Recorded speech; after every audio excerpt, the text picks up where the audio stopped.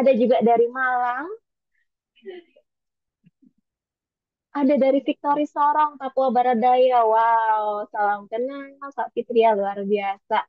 Berarti ini sudah ada dari WIB, sudah ada, WITA sudah ada, WIT sudah ada nih, ada Samarinda juga.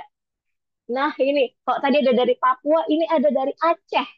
Luar biasa teman-teman, dari Sabang sampai Merauke kita kumpul nih di siang hari ini, dan semoga teman-teman berkumpul di siang hari ini para generasi muda yang melek akan lingkungan.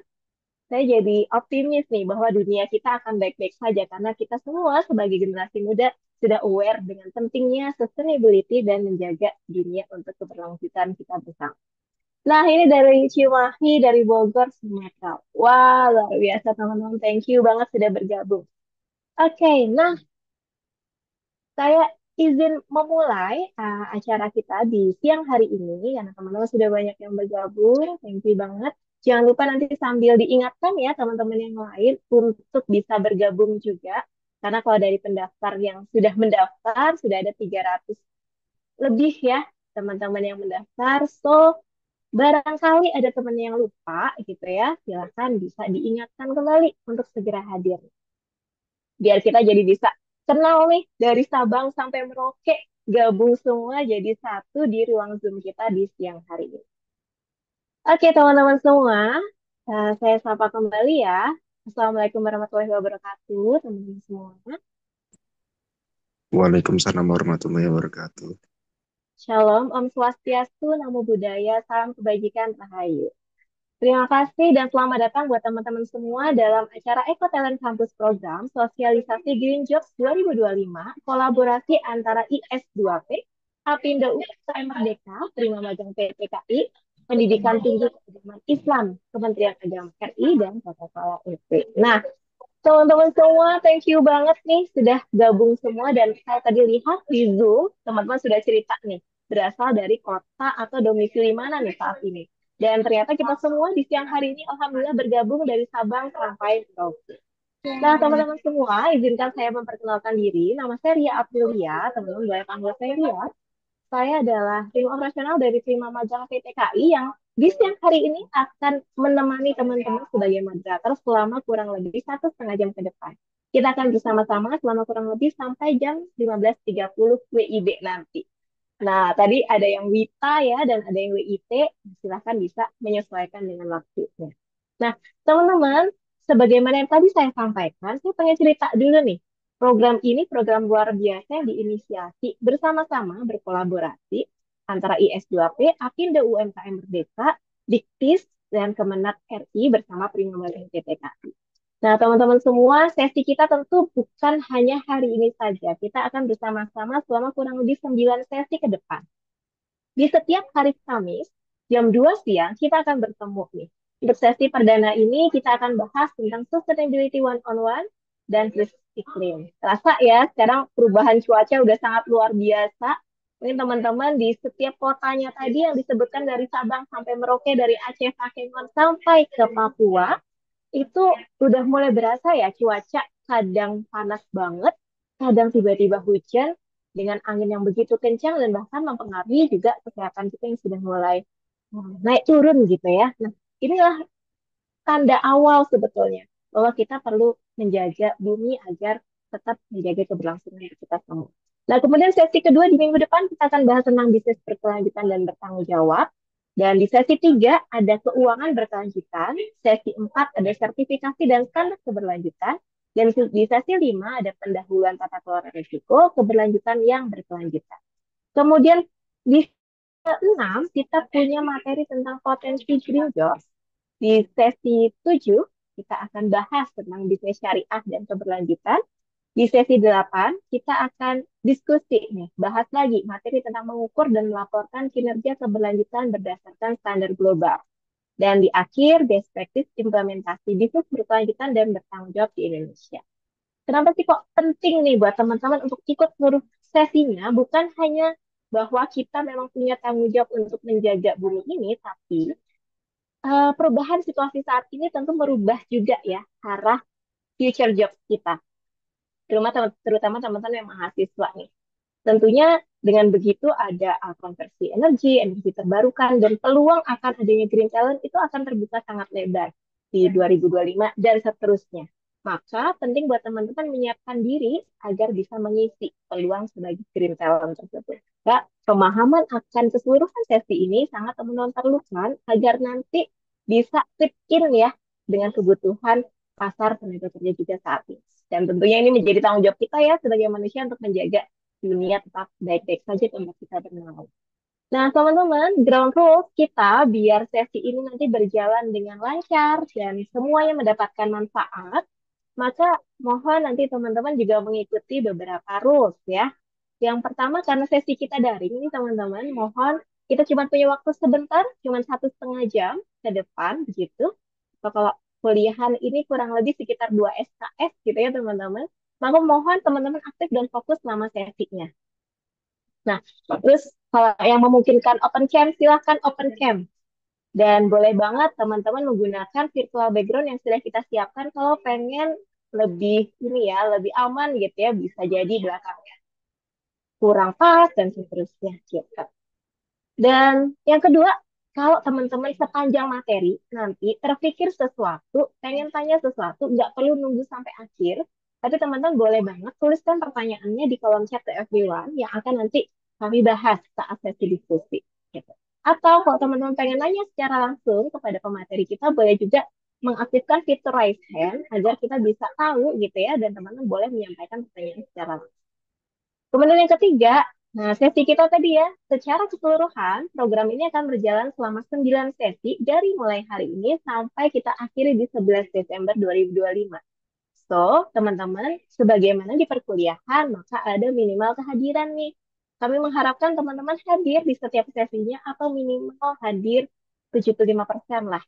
Lebih minimal 7 sesi dari total 9 sesi yang tersedia. Dan mohon untuk mengisi pre dan post test. Kalau teman-teman sudah mengisi form pendaftaran, di form pendaftaran itu ada pre-testnya sekaligus. Jadi pre-test sudah dilakukan ya saat teman-teman mendaftar. Dan post test akan diberikan di sesi akhir, sesi ke-9 begitu ya. Dan kalau teman-teman misalnya terlewat, nanti kami akan kirimkan kembali ya link post testnya. Nah, sertifikat akan diberikan kepada siapa? Kepada teman-teman yang memenuhi persyaratan, yaitu kehadiran minimal 75% dan mengisi pre dan post test. Ya, semoga clear ya teman-teman ya ground rules kita bersama, agar nanti teman-teman juga dalam mengikuti sesi juga bisa lebih clear dan lebih tahu apa saja yang harus disiapkan sebelum sesi. Dan sesi kita santai teman-teman, walaupun kita ada pre, ada post test, tapi teman-teman tetap santai, dan nanti silahkan aja kita bisa diskusi dengan lebih nyaman begitu ya, dan lebih dekat. Oke, nah langsung saja nih, karena Bapak Ibu yang berperan nih dalam terwujudnya kolaborasi ini sudah hadir. Mari kita sama-sama mendengarkan sambutan dulu ya dari Pak Satrio Prakoso SEP selaku Ketua Umum Indonesian Society of Sustainability Professionals USPOP. Kepada Bapak Satrio Prakoso, kami persilakan. Terima kasih, Mbak Arya. Izin untuk menyampaikan kata sambutan ya. Yang terhormat Profesor Dr. Phil Sahirun MA, Direktur Pendidikan Tinggi Keagamaan Islam. Pak Papai Supriyatna, SS MPD, Kepala Subdirektorat Sarana Prasarana Kemahasiswaan, Direktorat PTKI, yang tadi sudah menyapa kita semua. Pak Dr. Aris Budiman, Wakil Ketua Bidang UMKM dan Koperasi Apindo, para narasumber dan seluruh peserta dari berbagai perguruan tinggi dari Sabang sampai Merauke. Assalamualaikum warahmatullahi wabarakatuh. Selamat siang menuju sore dan salam sejahtera bagi kita semua. Mewakili Asosiasi Profesional Keberlanjutan Indonesia atau IS2P, kami sangat senang dapat mendukung terselenggaranya acara ini, Eco Talent Campus Program Sosialisasi Green Jobs. Kami mengapresiasi inisiatif luar biasa ini yang membuka ruang pembelajaran keberlanjutan sustainability bagi mahasiswa dari berbagai perguruan tinggi keagamaan Islam di seluruh Indonesia. Bapak dan Ibu, dunia saat ini tengah bergerak menuju ekonomi hijau, green economy, di mana prinsip keberlanjutan menjadi hal yang utama dalam dunia usaha dan dunia kerja. Tiap profesi, baik di sektor publik maupun swasta, dengan background apapun, ini membutuhkan wawasan dan keterampilan keberlanjutan untuk mampu beradaptasi dan berkontribusi dalam menghadapi tantangan lingkungan dan sosial yang semakin kompleks, di mana juga Indonesia memiliki UN SDGs-nya dan juga target-targetnya. Apapun bidang studinya, kemampuan memahami dan menerapkan nilai-nilai keberlanjutan akan menjadi keunggulan kompetitif atau competitive advantage bagi para lulusan muda yang tertarik eh, bergabung di Green Jobs ini. Oleh karena itu, kami berharap nanti para expert-expert IS2P yang hadir sebagai narasumber dapat berbagi wawasan dan pengalaman real ya dari yang sudah kita lakukan mengenai peluang dan potensi karir di bidang Green Jobs ini. Mulai dari energi terbarukan, industri hijau, keuangan berkelanjutan, CSR perusahaan, dan yang lain-lain dalam mendukung target SDGs Indonesia. Dari kami, IS2P, kita berkomitmen untuk terus mendukung pengembangan kapasitas talenta muda Indonesia agar menjadi agen perubahan atau change agent menuju masa depan yang berkelanjutan. Semoga kegiatan ini dapat menginspirasi kita semua untuk bersama-sama membangun dunia kerja yang lebih hijau, inklusif, dan berdaya saing. Terima kasih, sekian dari saya. Wassalamualaikum warahmatullahi wabarakatuh. Waalaikumsalam warahmatullahi wabarakatuh. Assalamualaikum warahmatullahi wabarakatuh. Terima kasih Pak Satrio Prakoso. Nah, clear ya teman-teman ya bahwa memang salah satu tujuannya adalah adanya peluang dan potensi karir nih di bidang Green Jobs. Oke, nah tadi sudah disambut oleh Pak Satrio Prakoso SEP selaku Ketua Umum IS2P. Kita akan mendengarkan juga sambutan dari Dr. Arif Budiman, Wakil Ketua Bidang UMKM dan Koperasi APindo, Asosiasi Pengusaha Indonesia. Kepada Bapak Arif Budiman, silakan. Ya, selamat siang semuanya. Assalamualaikum warahmatullahi wabarakatuh.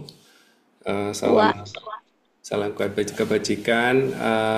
Terima kasih yang pertama saya ucapkan yang terhormat Bapak Satrio Prakoso ya, Ketua Umum Indonesia Society of Sustainability Professional, Profesor Dr. Phil Sahiron, Direktur Pendidikan Tinggi Agama Islam. Ya, izinkan saya untuk memberikan dua patah kata. Dunia sedang berubah, krisis iklim bukan lagi isu masa depan, tapi kenyataan hari ini. Dan di tengah perubahan ini muncul harapan baru, yaitu Green Jobs. Pekerjaan yang bukan hanya menghasilkan pendapatan, tapi juga melindungi bumi dari energi bersih, pertanian berkelanjutan, pengolahan sampah, hingga bisnis yang ramah lingkungan. Data ILO dan IRENA mencatat, data global menunjukkan lebih dari 16 juta pekerja di energi terbarukan. Dan di Indonesia, Bappenas memperkirakan akan muncul 4 juta tenaga kerja hijau di tahun 2025. Inilah alasan lahirnya EcoTalent Campus Program, sebuah kolaborasi antara APindo UMKM Merdeka, Indonesia Society of Sustainability Professional, dan Prima Magang PTKI Kementerian Agama RI, dan juga Coca-Cola Euro-Pacific Partners Indonesia. Program ini Program ini membuka jalan bagi generasi muda Indonesia untuk mengenal profesi hijau, memahami peran kampus dalam transisi hijau, dan membangun keterampilan yang berkelanjutan nyata, mulai dari energi bersih, keuangan hijau, hingga inovasi bisnis berkelanjutan. Bayangkan di 10 tahun ke depan Green Jobs bisa menyerap 19 juta tenaga kerja Indonesia. Dan mereka yang siap harus mulai dari hari ini. Untuk menjadi EcoTalent masa depan diperlukan profesional yang bukan hanya cerdas, tapi juga peduli dan bertanggung jawab. Inilah saatnya kampus bukan sekedar tempat belajar, tapi laboratorium perubahan. Tempat lahirnya generasi baru untuk bekerja bukan hanya untuk hidup, tapi untuk menjaga kehidupan. Izinkan saya ya, kalau zaman sekarang itu harus ada pantunnya dikit gitu ya. Jadi saya akan kasih pantun sedikit. Embun pagi jatuh perlahan, menyapa dedaunan berseri. di kampus lahir perubahan untuk bumi yang lestari. Akhir kata untuk memberikan semangat Eco Talent Campus Program dari kampus untuk bumi, dari mahasiswa hari ini untuk masa depan yang lestari. Terima kasih. Baik, terima kasih Pak Aris Budiman. Wah, saya baru mau ngomong cakep nih, Pak Aris nanti sudah selesai. Baik, teman-teman, luar biasa ya tadi sudah disampaikan Pak Aris Budiman nih 4 juta talenta hijau loh di 2025 dan 19 juta di 10 tahun mendatang.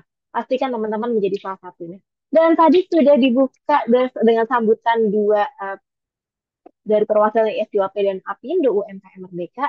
Tentu kita perlu membuka secara resmi dari tim Pak Papai Supriyatna, FSMPD, selaku Kepala Subdirektorat Sarana Prasarana dan Kemahasiswaan. Mau nanti sekaligus dibuka secara resmi, nggih, Pak Papai, untuk kegiatannya. Silakan kepada Pak Papai. Baik, terima kasih Bu Ria. Assalamualaikum warahmatullahi wabarakatuh. Waalaikumsalam warahmatullahi wabarakatuh. Salam sejahtera untuk kita semua. Om Swastiastu, Namo Buddhaya, Salam Kebajikan. Bismillah, Alhamdulillah, wassalatu wassalamu ala Rasulillah, Muhammad ibn Abdillah, wala haula wala quwata illa billah, amma ba'du. Yang kami hormati Bapak Satrio Prakoso, selaku Ketua Umum Indonesia Society of Sustainability Profesional IS2P. Yang kami hormati Bapak Dr. Arif Budiman, selaku Wakil Ketua Bidang UMKM dan Koperasi APindo, Bu Ria, selaku moderator, dan juga Pak Nur Hadi, kawan kami dan rekan kami. Pertama-tama tentu kami mengucapkan terima kasih dan apresiasi setinggi-tingginya atas kehadiran Bapak dan Ibu di sini dan menunjang program kami dalam sosialisasi Green Job ini. Yang kedua tentu kami sangat berharap mahasiswa kita ini akan proaktif dalam kegiatan ini dan bisa mencari tahu apa aja sih yang ada di Green Job itu dan peluang-peluang apa saja nanti yang bisa dioptimalkan gitu ya. Tentu kami dari Kementerian Agama menyambut baik sekali program dan inisiatif ini tentu dan kami berharap sekali akan muncul talent-talent dari mahasiswa kita nanti lulusan dari PTKI ya yang sadar terhadap lingkungan tetapi juga melihat peluang bisnis di sana.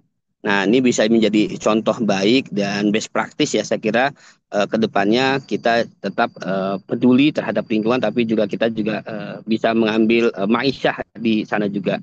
Tentu sangat sejalan sekali dengan program Pak Menteri Ekoteologi yang digaung-gaungkan beliau bahwa semua agama sesungguhnya ingin back to nature gitu ya, keteraturan ya, alam semesta dan seterusnya itu sangat didukung sekali oleh semua agama. Dan keteraturan ini memang sudah menjadi sunatullah yang harus kita dukung. Nah, oleh karenanya sosialisasi Green Job ini menjadi sangat penting kita ikuti dan kita nanti implementasikan di dunia kerja ke depannya. Sekali lagi kami ucapkan terima kasih kepada Pak Satrio, Pak Arif Budiman yang sudah mendukung dan menjadi mitra kami di sini. Saya kira ini saja yang bisa kami sampaikan dan seraya mengharap ridho dan inayah dari Allah Subhanahu wa taala, marilah kita buka acara ini dengan sama-sama membaca basmalah. Bismillahirrahmanirrahim.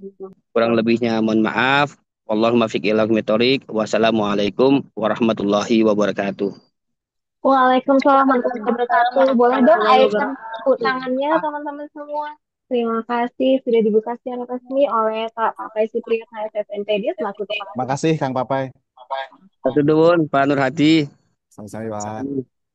Ya, wah jadi clear ya teman-teman bahwa ini memang sejalan ya dengan kebijakan ekoteologi bahwa memang ini menjadi tanggung jawab semua agama untuk menjaga dan melindungi bumi kita. Nah teman-teman langsung aja dong kita masuk ke pemateri kita nih. Siapa sih yang akan menjadi pemateri di siang hari ini? Ada Mbak Priscilia SSISEA, Kepala Bidang Riset dan Sertifikasi Indonesian Society of Sustainability Professional IS2P. Tapi saya nggak mau kalah dong dengan Pak Arif Budiman dengan pantunnya.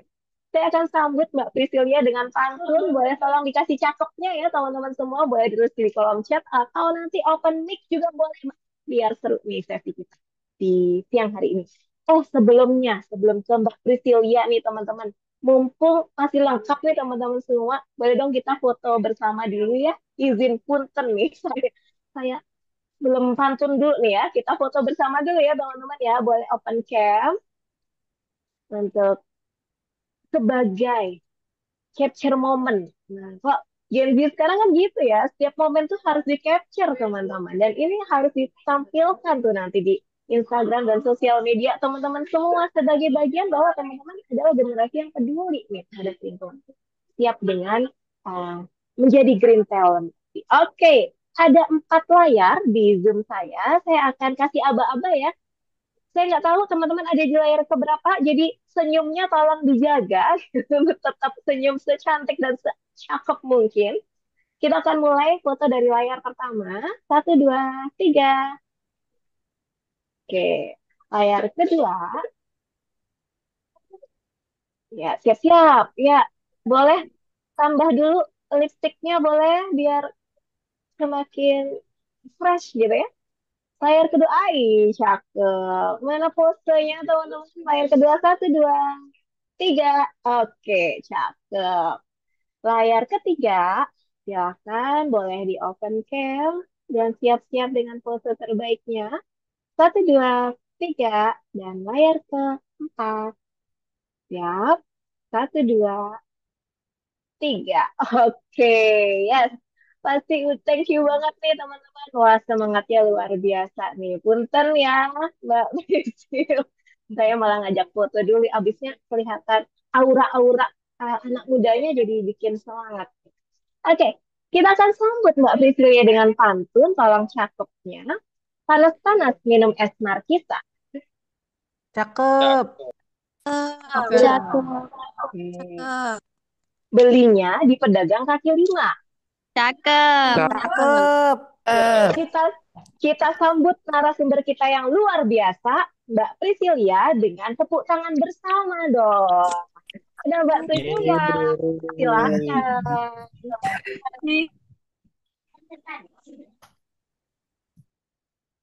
Ternyata saya masih mute tadi. Saya udah ngomong padahal. Siap. Thank you Maria buat pantunnya. Seru banget ya. Ya ampun, saya seneng banget deh lihat banyak anak muda. Saya juga masih muda sih, tapi ya gitu deh. Ya, banyak anak muda di sini yang ternyata tertarik dengan Green Jobs. Oke, sebentar saya izin share screen. eh Bentar ada sedikit problem di sini. Sebentar saya izin share screen. Nah, oke. Oke, ini dia share screen-nya PowerPoint. Ya. Apakah sudah terlihat filenya? Clear. Oke, Udah. sip. Thank you. Ah, Oke. Oke. Baik, terima kasih untuk sambutan dari Mbak Ria juga. Perkenalkan nama saya Priscilia. Saya adalah eh sekarang berkecimpung di bidang sustainability. Kebetulan sedang kuliah saat ini di Australia di Monash University. Terus saya sedang sibuk juga sebagai kepala bidang riset dan sertifikasi di IS2P. Nanti saya akan jelaskan IS2P itu apa. Dan sedang menulis tesis juga yang judulnya Climate Related Disclosure in Indonesian Energy Company ya. Kelihatan seru banget ya kayaknya ya. Jadi semoga hari ini saya bisa share ilmu saya sedikit buat teman-teman supaya teman-teman bisa terinfluence juga buat mengikuti jejak kerja atau berkarir atau berkecimpung di bidang sustainability. Nah, sedikit tentang IS2P. Apa itu IS2P? Yaitu Indonesian Society of Sustainability Professional. Kita adalah lembaga yang atau perkumpulan yang menaungi profesional keberlanjutan di Indonesia dengan tujuan untuk mendorong penerapan prinsip keberlanjutan ke dalam setiap profesi di Indonesia untuk mewujudkan perkembangan berkelanjutan. Ini banyak kata-kata berkelanjutan ya. Maksudnya apa sih sustainability? Apa sih berkelanjutan? Nah, itu yang bakal kita bahas hari ini. Dan sebagai informasi, kita juga merupakan association partner dari ISSP atau International Society of Sustainability Professional. Saat ini IS2P sendiri memiliki kurang lebih 550 anggota. Di sini teman-teman bisa lihat bahwa anggotanya ini tersebar dari Aceh sampai Papua. Jadi kalau teman-teman nanti ada yang tertarik misalnya bisa tanya-tanya soal hal tersebut. Terus ini bidangnya juga beragam banget. Kebanyakan di consulting, ada yang di NGO, ada juga yang di energi ekstraktif, Dan yang paling penting adalah IS2P itu memiliki tiga pilar. Pilar pertama itu peningkatan kapasitas, kedua kolaborasi multi pihak, dan kemitraan strategis. Jadi yang kali ini nih, hari ini yang akan saya sharekan itu yang terkait peningkatan kapasitas. Jadi apa namanya? Saya akan coba share terkait topik diskusi hari ini, yaitu apa itu keberlanjutan atau sustainability, kemudian tantangan dalam dan peluang dalam bidang keberlanjutan, kemudian fokus hari ini selain tentang sustainability 101-nya, kita akan bahas juga tentang krisis iklim dan tantangan dan peluang dalam menangani krisis iklim. Nah, kita mulai untuk Sustainability 101. Sekarang, saya mau minta teman-teman semua standby handphone, bisa di-scan slide-nya, terus bisa dijawab pertanyaan di slide-nya. Apa sih menurut teman-teman keberlanjutan itu?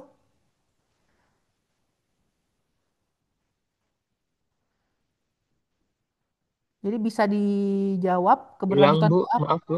Ya, memang lagi Ibu. saya ilangin. Saya lagi mau izin share screen yang lain dulu ya. Thank you, thank you. Oh, baik. Ya, makasih udah di-notify. Ntar, saya mau share yang ini sekarang. Nah, bisa dijawab teman-teman, bisa masuk ke barcode-nya di situ atau masuk lewat nomor slide-nya di sini, terus bisa dijawab kira-kira apa itu keberlanjutan atau sustainability menurut teman-teman semua. Udah keluar satu nih, bertahan ya maksudnya ya. Itu typo mungkin ya, jadi bertahasen ya. Maksudnya mungkin bertahan ya. Kita punya kurang lebih 150 orang tadi saya lihat. Jadi saya sih berharap ada 1.000 yang bisa ngetik ya. Walaupun agak nggak mungkin dari 150 ke 1.000.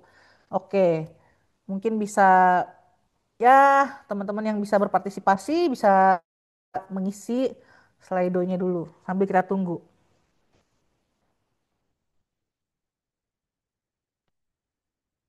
Wah, saya bisa lihat di sini eh, ada bertahan. Nah, generasi, saya suka banget dengan istilah generasi karena memang salah satu bagian dari sustainability atau keberlanjutan. Jadi bahasa Inggrisnya sustainability, bahasa Indonesia keberlanjutan adalah terkait dengan generasi, benar banget. Nah, terus juga ada kata lingkungan dan ada kata sosial. Benar banget karena nanti dalam sustainability itu nggak cuma aspek lingkungan doang yang kita perhatiin, tapi juga ada aspek sosial, ada aspek ekonomi, ada aspek kultur dan budaya dan lain sebagainya. Benar banget. Ekonomi baru keluar juga kata-katanya ini. Terus ada yang nulis tadi menjaga kemampuan ekonomi. Oke. Kayaknya yang banyak yang nulis generasi ya, kata generasi masih besar soalnya di sini. Terus kata lingkungan, kata ekonomi, kata sosial juga ada. Mungkin saya tunggu sebentar lagi.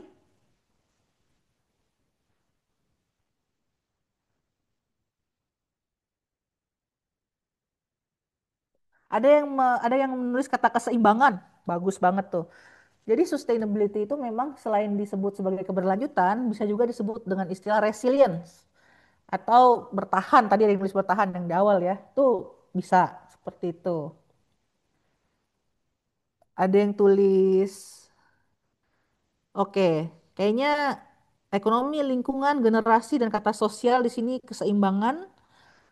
Menurut saya teman-teman sih kayaknya udah cukup tahu ya tentang istilah sustainability. Jadi saya izin stop share dulu untuk share ke slide yang akan saya sharekan.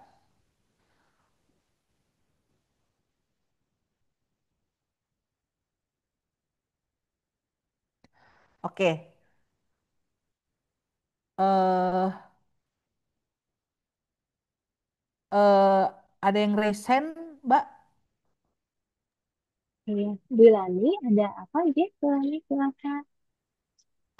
Prof. Sahiron sepertinya udah ada di ruangan. Sebentar.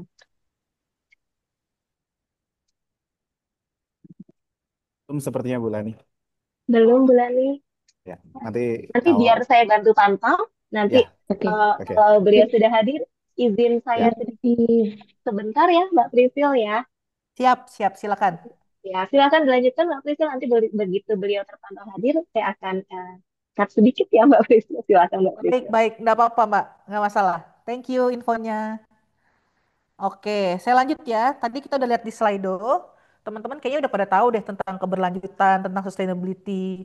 Ada aspek environment, ada aspek lingkungan atau environment, ada sosial, ada ekonomi, ada yang belum keluar tadi kata kultural ya. Karena bagaimanapun juga mungkin kultural bisa masuk ke sosial juga sih, karena bagaimanapun juga kita kalau mau melakukan pendekatan ke pihak-pihak tertentu, kita mau edukasi misalnya, oh ini loh cara kita untuk lebih sustainable, itu kita perlu tahu tentang budaya setempat juga kan.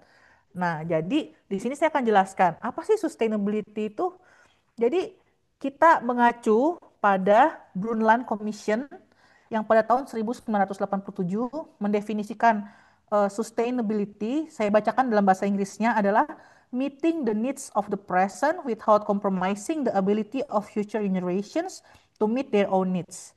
Atau kalau dalam bahasa Indonesia kita bisa terjemahkan seperti ini, memenuhi kebutuhan dari eh, masa sekarang, orang-orang yang ada di masa sekarang, tanpa berkompromi dengan kemampuan masa depan atau generasi depan untuk bisa memenuhi kebutuhannya mereka juga.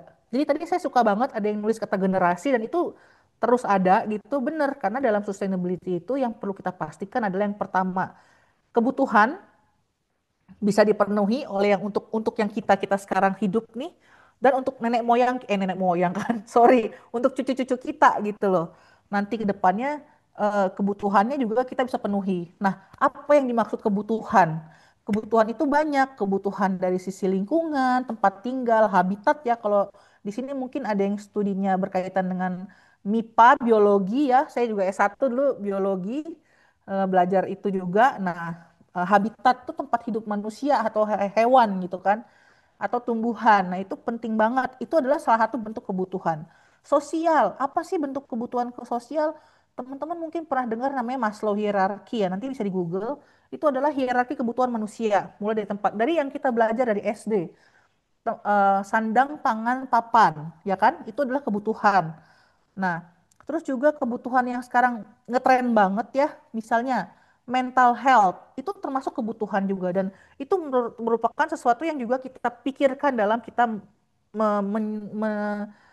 menjadikan sebuah dunia ini sebuah dunia yang keberlanjutan kayak gitu.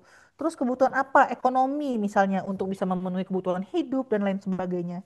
Jadi needs atau kebutuhan di sini itu artinya panjang, artinya banyak gitu loh. Jadi nggak cuma kebutuhan dalam bentuk kecil aja, tapi dalam dalam skala besar gitu teman-teman. Nah, itu adalah definisi keberlanjutan. Setelah ini saya mau masuk sedikit tentang seorang ekonom terkemuka yang namanya Herman Daly. Eh, pada tahun 2002 menyatakan 4 prinsip untuk mencapai keberlanjutan. Jadi ini teorinya Herman Daly ya. Jadi keberlanjutan itu sebenarnya definisinya udah lama dari tahun 80-an. Menurut saya sustainability itu ilmu yang termasuk baru, karena kalau kita bandingkan dengan fisika misalkan atau Salam, kimia. apunten Mbak Ya, Priscilia. ya, Prof. Sahira sudah hadir, boleh ya kita sapa monggo beliau kita sambut sebentar? dulu. Oke, siap. Oke. Assalamualaikum, Prof. Sahira. Waalaikumsalam. Sebenarnya lanjut Terima aja, saya kasih. pengen belajar ini. Mau menyapa dulu, Prof. Sahira sehat, Prof. Ya, Alhamdulillah. Wah, baru di Iya, Terima pantai nih, kasih. Prof. Baru di Ya, pantai, Prof. ya, siap-siap. Ini baru tadi. siap. Terima kasih berkenan hadir untuk menyapa Prof. Sahira. Apakah mungkin ada eh, sambutan yang mau disampaikan dulu kepada rekan-rekan yang sudah hadir di siang hari ini, Prof? Nah, ya, coba satu dua kata Mas Nur Hadi. Ini Baik, Prof. Sahiron. Jadi acara ini diinisiasi oleh teman-teman di APindo, Prof. Asosiasi Pengusaha Indonesia. yang Apindo Eh, ya. ya, Nah, jadi ini programnya Eco Talent, Prof. Tentang Green Job oke. yang insya Allah begitu ya, 5 tahun ke depan mungkin akan booming, Prof. Tapi mulai sekarang sudah mulai banyak, dan ini 10 praktisi yang nanti akan menjadi narasumber. Ini Hmm, semuanya praktisi terkait dengan green job, termasuk Bu Priscilia yang sekarang sedang di Australia. Ini juga hmm. termasuk praktisi terkait dengan sustainability. Dan ini cocok sekali dengan programnya Pak Menteri, Prof.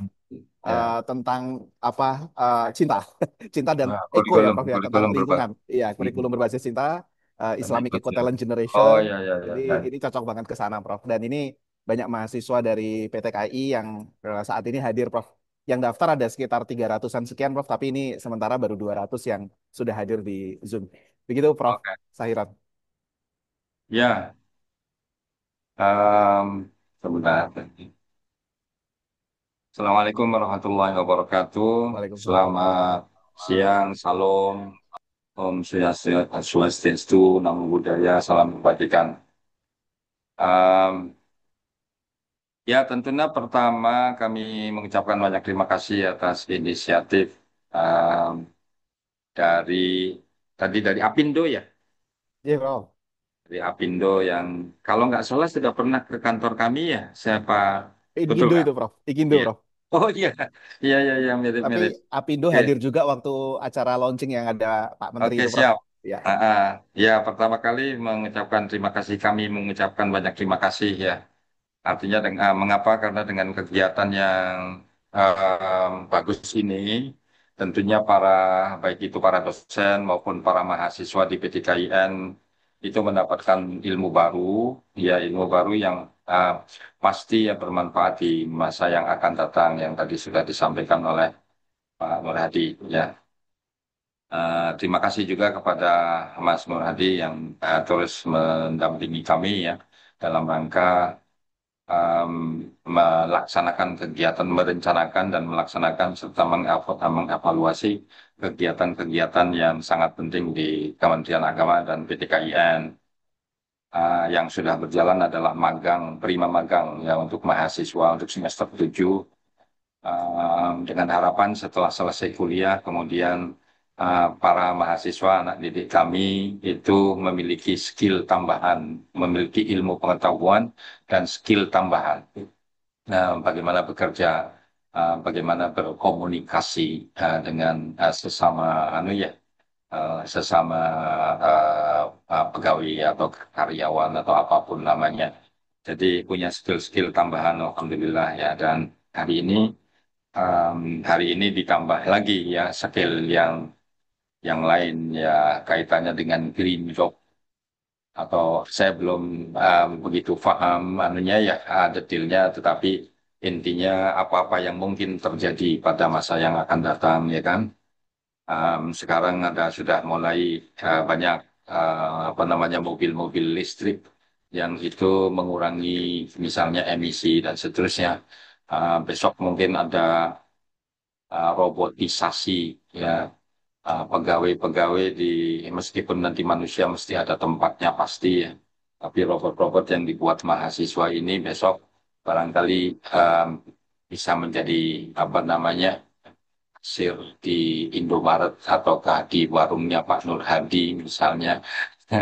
Ataukah ya, jadi ada robotisasi lah, kemudian ada apa namanya um, um, ya tadi um, selain apa namanya IT yang akan berkembang terus dan seterusnya ya kita ambil positifnya.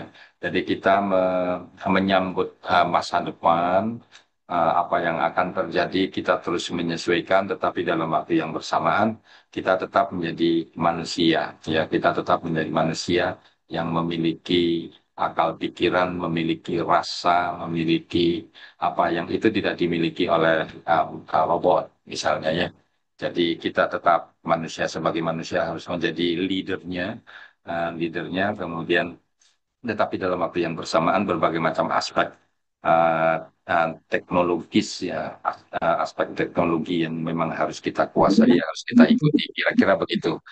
Nah, oleh karena itu ini adik-adik mahasiswa-mahasiswi atau mungkin ada sebagian dosen dari PTKIN, kita dengarkan seluruh pembicara yang luar biasa ini yang punya ilmu pengetahuan yang ke depan ya future studies lah gampangannya ya, kajian-kajian masa depan. Uh, ini kita dengarkan bagaimana kemudian kita coba menghendapkan dan kemudian coba merefleksikan diri kira-kira kita semua ini akan menempatkan pada posisi mananya yang kira-kira baik ya, yang kira-kira baik untuk kita semua, maslahat untuk kita semua. Baik, itu saja yang bisa saya sampaikan. Saya menyapa dan saya sambil menerima tamu, sambil mendengar tadi dari apa namanya Priscilia ataukah dari siapa lagi itu Bu Doti ataukah Kesya atau siapa lagi Aprilia. Saya kami pengen mendengar ya, mendengar juga bagaimana sih kaitannya dengan hal-hal yang masa depan. Itu saja kurang lebihnya, mohon maaf yang sebesar-besarnya. Saya akhiri, wassalamualaikum warahmatullahi wabarakatuh. Waalaikumsalam warahmatullahi wabarakatuh. Terima kasih Prof. Tahira sudah menyempatkan untuk hadir. Silakan dengan senang hati kalau misalnya masih ingin bergabung, tapi kalau memang ada melanjutkan aktivitas berikutnya juga kami persilahkan. Terima kasih Prof. Tahira. Baik, silakan Mbak Priscilia bisa dilanjutkan. Baik, terima kasih Prof. Sairon untuk sambutannya juga. Nih kayaknya mantep banget nih. Jadi apa namanya? Kita mau melek masa depan ya hari ini ya, bener banget. Oke, saya lanjutkan. Tadi kita udah sampai Herman Dali. Nah, Herman Dali ini siapa? Beliau adalah seorang ekonom. Nanti ada videonya saya sudah jelas siapkan di belakang juga. Nah, tahun 2002 itu menyatakan tentang 4 prinsip untuk mencapai keberlanjutan. Yang pertama, human system must be within the limits of the carrying capacity of natural system. Mungkin di sini teman-teman sudah pernah dengar tentang istilah carrying capacity ya. Mungkin kalau saya mau jelaskan dengan mudah, di sebelah kiri slide saya ini ada tulisan, ada lingkaran 3. Di paling luar tuh environment, di tengah tuh society, paling dalam tuh ekonomi. Nah, carrying capacity itu adalah bagaimana suatu environment memiliki suatu kemampuan untuk di dalamnya bisa ada aktivitas gitu. Supaya aktivitasnya nggak kelebihan. Kalau kelebihan artinya apa? Melebihi carrying capacity, artinya berarti ada yang rusak di situ. Kurang lebih seperti itu. Nah, human system itu hanya bisa beroperasi di dalam limit tersebut gitu. Itu yang pertama adalah prinsip dari Herman Daly. Contohnya apa misalnya? Contohnya misalnya kita ngambil ikan di laut gitu ya. Nah, kita ambil sesuai dengan jumlahnya aja. Jadi kapasitas carrying capacity dari yang bisa kita tangkap itu hanya sesuai dengan yang memang eh, tersedia di alam. Itu contohnya yang pertama. Terus yang kedua, technological progress requires increasing efficiency rather than throughput. Jadi ketika kita mengembangkan mengembangkan teknologi yang diprioritaskan adalah efisiensi. Seperti itu. Nah, contohnya tadi kita ngomongin mobil listrik ya. Teman-teman di sini mungkin ada yang belajar technical, mechanical juga. Mungkin lebih ngerti dari saya ya untuk bagaimana mengembangkan teknologi mobil listrik misalnya yang lebih ramah lingkungan lagi dengan di charge 1 jam. Ternyata bisa jalannya lebih banyak kilometernya. Nah, itu seperti itu terkait teknologi. Terus yang berikutnya, yang ketiga, poinnya tentang renewable resources cannot be driven to extinction. Jadi walaupun kita menyebutnya sebagai renewable resources atau eh, resource sumber daya yang berkelanjutan, tapi nggak boleh sampai extinct, sampai extinct itu punah gitu. Contohnya apa? Kita punya hutan misalnya, nah itu. Atau kita punya yang paling gampang contohnya hutan sih. Kita bisa ambil kayunya, tapi dan itu bisa tumbuh lagi kan, seperti itu kan. Tapi kita nggak bisa terus-terusan ambil sampai dia habis gitu. Itu mirip seperti poin yang pertama sebetulnya, tapi yang pertama menentukan lebih ke arah manusia, yang poin ketiga ini lebih ke sumber dayanya seperti itu. Jadi kita nggak bisa ambil sampai habis, kurang lebih seperti itu. Nah, yang keempat, non-renewable resources should only be used at a rate equal to or less than the rate of which substitute are created. Jadi ini misalnya seperti kalau kita menggunakan batu bara. Nah, itu tidak bisa kita ambil banyak dibandingkan dengan rata penggantinya ada gitu. Nah, itu contoh dari 4 prinsip ekonomi yang dibuat oleh Herman Daly yang ternyata berkaitan dengan keberlanjutan seperti itu. Nah, sebelah kiri sini ada nih gambarnya kan, environment paling luar, terus society di dalam environment, dan ekonomi di dalamnya lagi society, kurang lebih seperti itu. Nah, di sini saya ada siapkan video dari Herman Daly, kita bisa tonton bersama.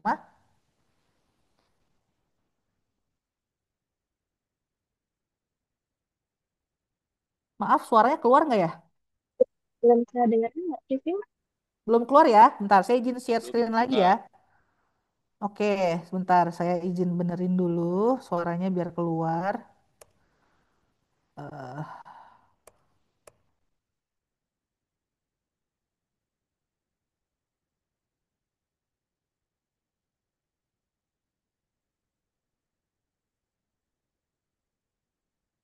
yang ini harusnya udah keluar suaranya.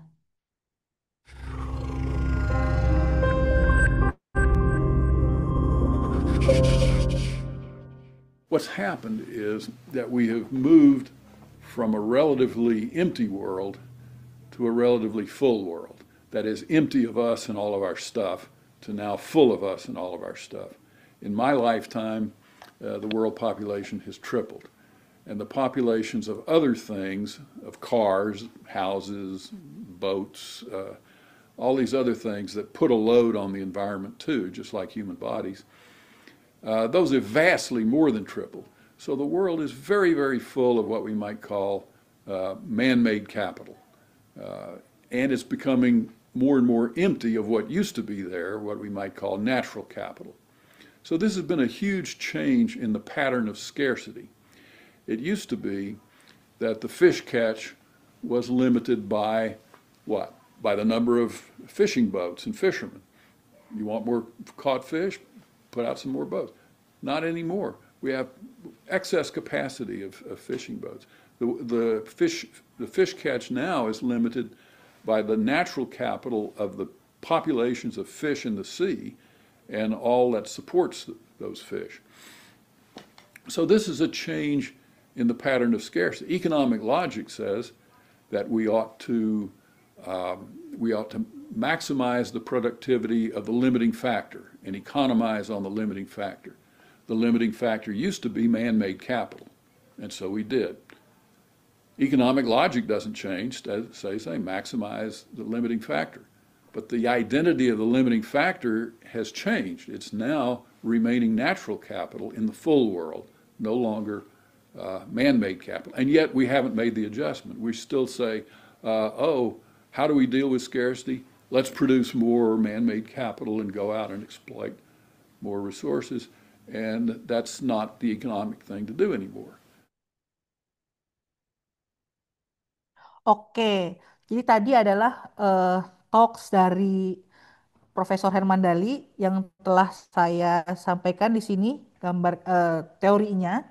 Nah, jadi beliau itu bicara tentang natural capital dan man-made capital. Capital itu apa? Capital itu adalah sesuatu yang kita miliki di bumi ini gitu ya, yang bisa digunakan sebagai resource seperti itu.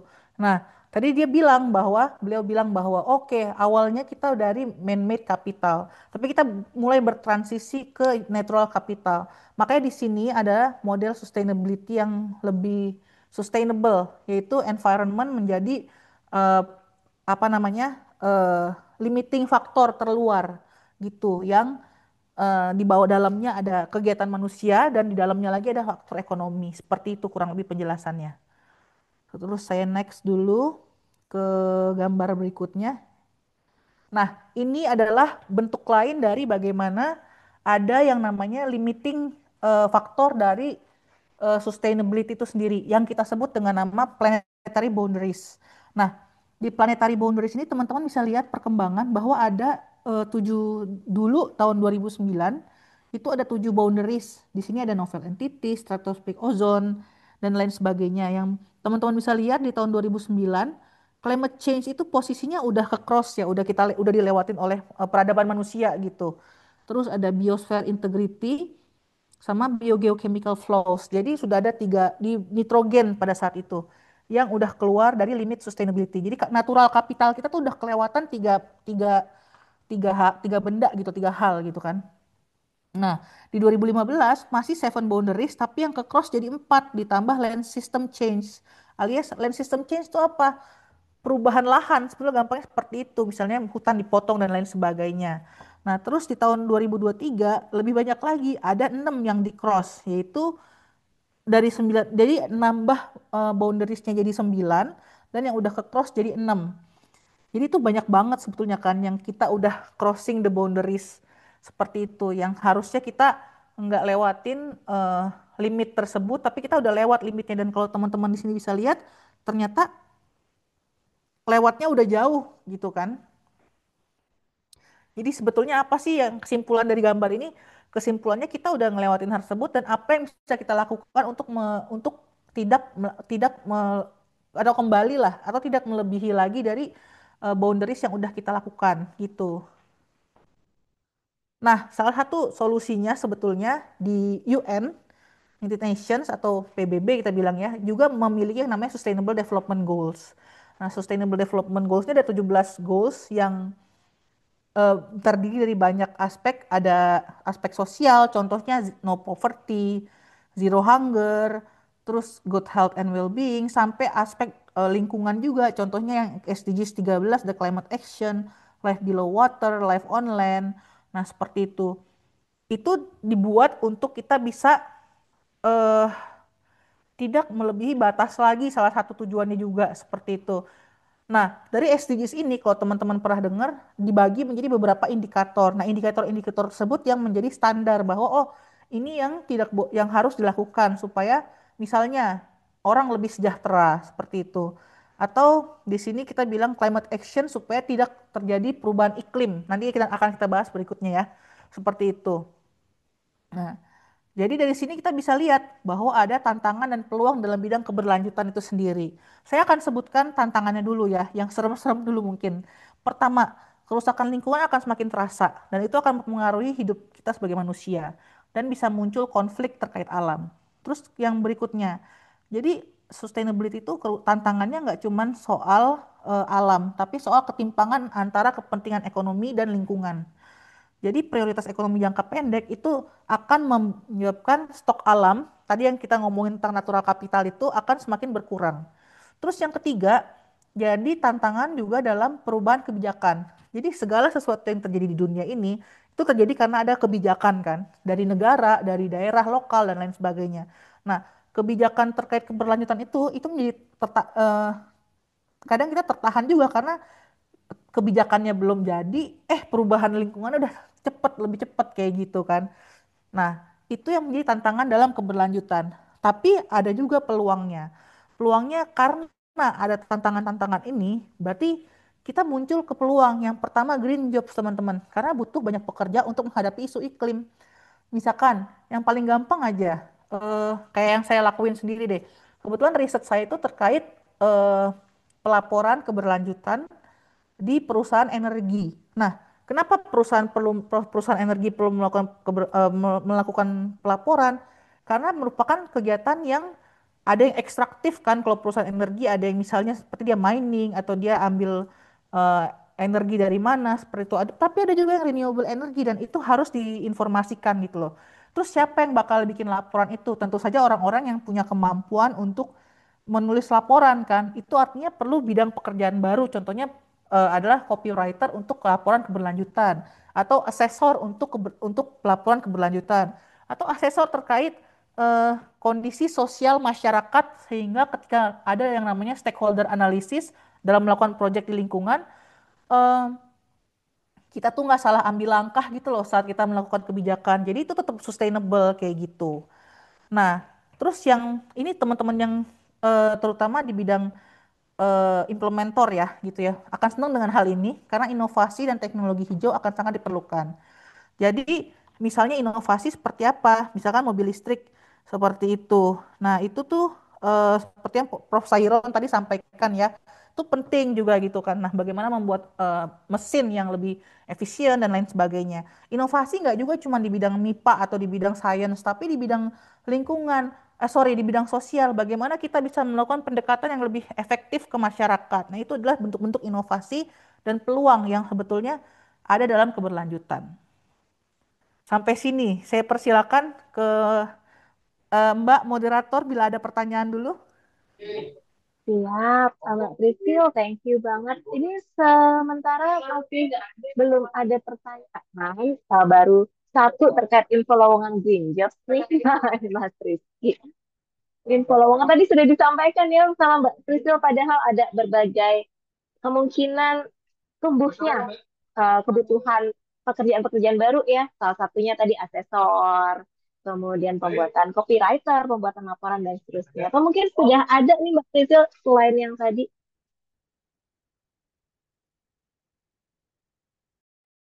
eh Mungkin saya bisa cerita teman saya itu ahli sosial di bidang kelapa sawit. Jadi nggak melulu sains ya. Jadi beliau tugasnya adalah melakukan asesmen sosial di perkebunan kelapa sawit supaya ketika perkebunan itu mengembangkan usaha, pertama harus tetap go green tanda kutip, yaitu mengikuti kaidah-kaidah lingkungan yang jalan yang ada. Selain itu pendekatan ke masyarakat juga tetap harus dilakukan supaya dalam transisi atau dalam kegiatannya itu berkeadilan. Itu salah satu contoh kegiatan lain, eh, pekerjaan lain juga yang bisa dilakukan. Banyak banget kalau mau cari itu mungkin jadi info lowongan kerja saya. Tapi bisa dicek-cek di di seperti LinkedIn atau Jobstreet kayak gitu juga. Itu ada banyak sih lowongan terkait sustainability. Karena biasanya saya cek-cek di situ juga. Gitu. Oke, Mas Rizky boleh mulai dicek ya sustainability kata kuncinya ya, Kak Priscil Ya, ya. betul, betul. Sustainability atau keberlanjutan atau asesor keberlanjutan seperti itu bisa. Oke, nah biar bisa selain dapat lowongannya tapi juga bisa masuk, harus bisa paham betul apa itu sustainability dan berbagai hal terkait lingkungan nih yang bakal kita bahas nih green jobs-nya sampai ke sesi ke-9 ya Kak Priscil ya. Iya, betul Oke. sekali, betul sekali. Oke, nah ini ada pertanyaan lagi nih dari Kak Anis dari Win Cyber Test. Nurjati Cirebon ya kayaknya ya. Izin bertanya Kak, posisi kita dalam tantangan dan peluang dalam bidang keberlanjutan ini di mana Kak? Dan bagaimana memulainya jika skala kita di rumah tangga? Jadi maksudnya Oke, kita itu masih dalam taraf aman atau ini sudah warning keras gitu kayaknya ya Kak Priscil ya yang dimaksud ya. iya benar-benar Silakan Mbak benar. Priscil. Kalau ditanya posisi kita, tentu saja kita sebagai orang atau stakeholder ya yang utama menurut saya berperan penting. Walaupun mungkin kita lihat kayaknya aku masih baik-baik aja deh, belum terasa-terasa banget. Itu kita nggak bisa bilang kayak gitu karena sebetulnya itu terjadi secara global gitu dan kita adalah bagian dari manusia global, dari globalisasi itu juga gitu loh. Manusia-manusia kita sebagai warga negara atau kita sebagai orang yang sekarang sekolah atau dosen atau mungkin dari di rumah tangga. Nah, pertanyaannya bagus banget nih.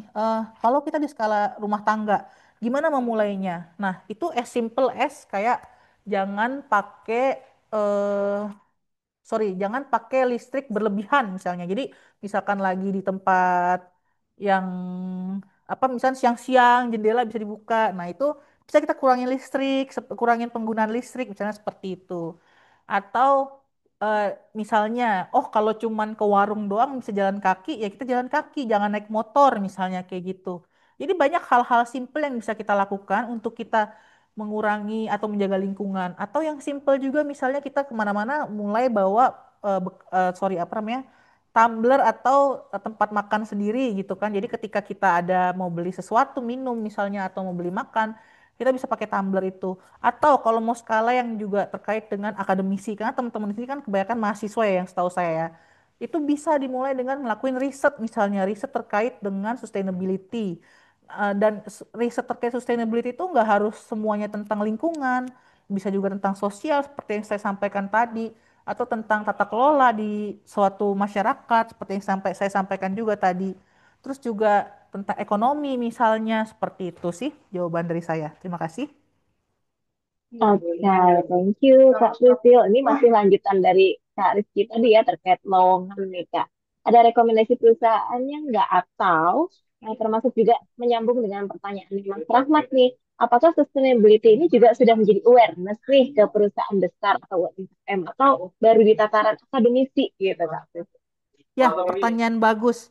Jadi kalau nanya perusahaannya, saya bisa bilang hampir sangat banyak perusahaan, terutama di Indonesia, yang sekarang sudah mulai aware dengan keberlanjutan dan mulai mencari posisi-posisi, misalkan sebagai sustainability officer, itu juga ada gitu.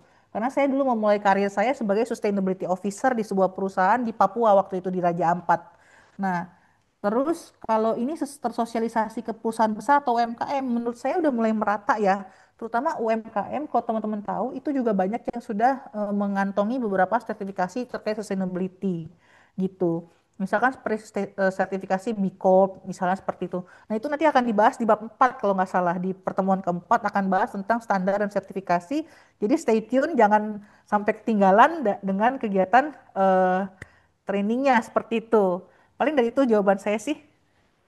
Oke, nah ini terkait banget tuh tadi ceritanya Kak Priscil ya, bahwa UMKM juga udah banyak sertifikasi terkait sustainability juga. Ini ada pertanyaan dari Kak Lukman nih. Izin bertanya, kalau politik, apakah ada hubungannya nih dengan kebijakan sustainability? Apakah itu sudah jadi undang-undang misalnya ya, sertifikasi dan lain-lain? Pertanyaan bagus juga nih. Kenapa politik penting? Hmm, Sebagai contoh gampangnya mungkin nanti saya akan jelaskan juga di terkait krisis iklim sedikit, tapi saya buka dulu di sini. Misalnya Indonesia meratifikasi Paris Agreement. Apa sih Paris Agreement? Paris Agreement itu suatu kesepakatan bersama negara yang menyatakan bahwa oh oke, kita akan fokus pada isu kebijakan iklim dan kita tidak akan menyampaikan tidak akan melebihi dari 1,5 derajat Celcius misalkan kenaikan iklim di muka bumi ini walaupun udah lewat sebetulnya. Nah, itu adalah contoh bagaimana politik menjadi penting dalam keberlanjutan seperti itu. Jadi nanti seluruhnya dari negara-negara yang tergabung dalam UN itu akan diminta membuat yang namanya NDC, Nationally Determined Contribution. Nah, itu apa? Itu dokumen yang bisa menjelaskan bagaimana suatu negara dan di dalam negara kan ada banyak entitas ya, mulai dari masyarakat, perusahaan, terus perusahaan besar, perusahaan kecil, NGO, terus kelompok sosial lainnya itu bisa bergabung dan membantu dalam mencapai NDC tersebut. Itu kurang lebih hubungan politik dengan kebijakan sustainability. I see. Clear Kak Priscil. Gitu ya, jadi politik itu penting banget. Kayak semua aspek harus bergabung gitu ya Kak Priscil ya untuk bisa Betul, efisien. betul. Oke. Nah, ini pertanyaan kita dari Sandi Ahmad dari IITA. Ya. Izin bertanya, bisakah keberlanjutan dicapai tanpa mengatasi ketidaksetaraan sosial dan kemiskinan yang mengancam? Jadi di satu sisi Ya, kemiskinan dan ketimpangan sosial ini kan membuat manusia itu harus bertahan hidup gitu ya Kak Pris. Boleh betul. di-share Kak? Iya, kalau menurut saya tentu saja ketidaksetaraan sosial dan kemiskinan itu harus kita babat juga gitu, terutama yang struktural ya. Itu mesti diselesaikan juga sehingga kita bisa mencapai suatu kondisi yang sustainable seperti itu. Berarti memang itu nggak bisa ditinggalkan gitu ya Kak Pris, berjalan paralel Benar, ya. Yap. berjalan Nah, bersama, betul. ada lagi nih Kak pertanyaannya. Kak, bagaimana cara mengukur skala prioritas sustainability? Harus gimana Jawabannya, nih? jawabannya jangan lupa ikutin terus training dari eh, yang keempat, terutama seminar yang keempat itu akan menjelaskan tentang standar dan bagaimana kita memproses menentukan mana sih yang duluan, mana sih yang belakangan kayak gitu. Karena kalau saya yang jawab, jadi nggak surprise dong. Oke, sekaligus menjawab tadi ya beberapa pertanyaan di chat bahwa ini sesinya Ya, berkelanjutan teman-teman. Jadi 9 sesi itu bukan materi yang berulang ya, sebagaimana tadi Kak Rizal juga cerita tuh. Sesi keempat nanti bakal bahas tentang sertifikasi dan standar keberlanjutan ya Kak Rizal ya. Oke, betul. silakan. Oke, nah ini dari pertanyaan Kak Afrizal, membahas sustainability dari PBB memiliki 17 tujuan. Bagaimana cara kita merealisasikannya dengan posisi kita yang masih sebagai mahasiswa? Ya, pertanyaan bagus juga nih. Terus kita masih mahasiswa, terus gimana gitu kan? Menurut saya, mahasiswa adalah posisi yang paling menguntungkan dalam seumur hidup saya ya. Karena pada saat saya menjadi mahasiswa, saya tuh bisa riset, saya bisa belajar, saya bisa diskusi dengan teman-teman, dengan dosen-dosen saya. Jadi banyak banget yang bisa dilakukan oleh mahasiswa gitu loh. Karena masih bebas kan, kalau udah kerja tuh lebih terikat gitu. Kalau jadi curhat ya. Kalau kalau masih mahasiswa tuh kayaknya bisa bisa bebas belajar, bisa bebas riset, bisa bebas bikin inovasi, terus bisa bikin apa namanya macam-macam gitu loh. Jadi misalkan kita punya standar yang kan katakanlah climate change. Contoh saya sendiri, saya seneng banget mempelajari isu climate change ya. Makanya saya riset tentang climate change. Itu yang saya lakukan sebagai posisi saya sebagai mahasiswa yang kelihatannya tuh, oh lu mahasiswa doang gitu kan. Tapi itu tuh nggak doang gitu loh. Tapi ternyata tuh kita bisa ngasih sumbangsi besar gitu loh ke banyak hal di dunia ini gitu dengan menjadi mahasiswa. Gitu sih menurut saya. Oke, berarti campaign itu juga salah satu bentuk ya Kak Priscil ya Betul, yang bisa dilakukan nih, campaign, inovasi, riset dan lain sebagainya Kak. Oke, betul. nah ini ada wah banyak banget nih Kak pertanyaannya, nggak apa-apa ya Kak Priscil ya. Nggak apa-apa, boleh banget. Oke, ini ada pertanyaan dari Iyayan Kerinci Kak Azura. Izin bertanya, apa sih faktor utama yang membuat penerapan sustainability ini sering terhambat? Ya, jadi menurut saya faktor utama yang menyebabkan eh, penerapan sustainability ini sering terhambat adalah faktor komunikasi antar pihak menurut saya. Terus edukasi. Karena masih banyak daerah yang belum dengar loh tentang sustainability, tentang keberlanjutan. Jadi edukasi dan komunikasi antar pihak itu menjadi hal penting. Kalau teman-teman lihat di SDGs 17, mungkin saya balik sedikit ke pointer saya di SDGs. Nah, ini tentang partnership for the goals. Makanya dimasukin di SDGs bahwa oh ternyata kita harus saling terlibat antar pihak supaya bisa mencapai tujuan keberlanjutan itu sendiri. Gitu sih menurut saya. Ini ya, keterlibatan dan koordinasi antar pihak ya Kak. Dan edukasi. Dan edukasi. Makanya ini salah satu hal yang kita lakukan nih sekarang ya, untuk bisa Betul. memastikan itu tidak terhambat. Oke, nah ada lagi nih Kak, dari Fauzia Rafa. Izin bertanya, mengapa sustainability itu sangat penting di dunia kerja? Ya, pertanyaannya menarik juga nih. Kenapa sih penting? Karena pertama, zaman sekarang kalau kita ngomong dunia kerja ya, saya fair-fairan aja. Kita kerja itu kan di perusahaan. Perusahaan tuh dapat uang dari mana sih? Dari investor, dari konsumen, dari pendana lah ya, orang yang memberi dana. Nah, orang yang memberi dana ini minta, eh saya mau kamu sustainable nih praktisnya. Nah, itu udah jadi salah satu hal yang menunjukkan betapa pentingnya menjadi sustainable di dalam dunia kerja gitu. Kalau kita ngomonginnya kantor, korporasi gitu ya. Tapi di sisi lain, sebuah korporasi itu juga memiliki sebuah kondisi mental gitu loh yang oke, gue tuh juga pengen deh sumbangsi ke masyarakat gitu. Makanya ada kegiatan-kegiatan seperti itu. Kadang-kadang perusahaan melakukan kegiatan-kegiatan yang memberi sumbangan atau memberi bantuan seperti itu karena ada kondisi kondisi mental yang ingin dicapai gitu. Nah, tapi sebetulnya dalam kita menjadi perusahaan yang berkelanjutan itu adalah sesuatu yang juga bisa membuat perusahaan itu mencapai kondisi tersebut gitu. Jadi penting banget sebetulnya di dunia kerja sustainability itu. Gitu sih dua hal itu. Jadi pertama mental modelnya, yang kedua adalah permintaan dari eksternal faktor seperti itu. Thank you Kak Priscil. Nah ini ada Ya, pertanyaan dari Kak Fitri. Kak, apakah ya. akan dibahas lebih dalam nih mengenai SDGs tadi itu? Kalau di sesi saya kebetulan harus saya jawab enggak karena habis ini kita akan bahas SDGs 13 aja yang tentang krisis iklim. Tapi saya kurang tahu kalau di sesi lain mungkin ada ya, pasti akan berkaitan gitu soalnya. Nah, ya. Nah, ini terakhir ya teman-teman ya, karena kita masih akan lanjut ya ke krisis iklim nih. Dari Mas Anwar, izin bertanya Kak, pekerjaan di sektor mana yang merupakan green job yang berfokus pada efisiensi sumber daya dan daur ulang? Oke, pertanyaannya spesifik banget nih. Kalau terkait efisiensi sumber daya dan daur ulang, itu teman-teman bisa fokus juga ke yang namanya circular economy. Itu bagian dari kalau mau tahu tentang efisiensi sumber daya dan daur ulang. Pada dasarnya semua akan memikirkan ke arah situ. Tapi kalau mau tahu posisi atau apa ya namanya sektor spesifik tuh bisa tentang circular economy atau circularity. Itu biasanya spesifik banget ke sumber daya dan daur ulang. Seperti itu. Jawaban dari saya. Terima kasih.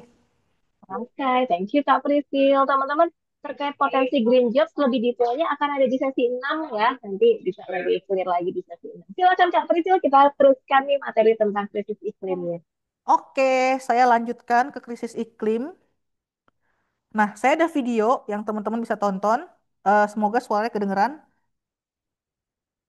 Human activities, from pollution to overpopulation, are driving up the Earth's temperature and fundamentally changing the world around us.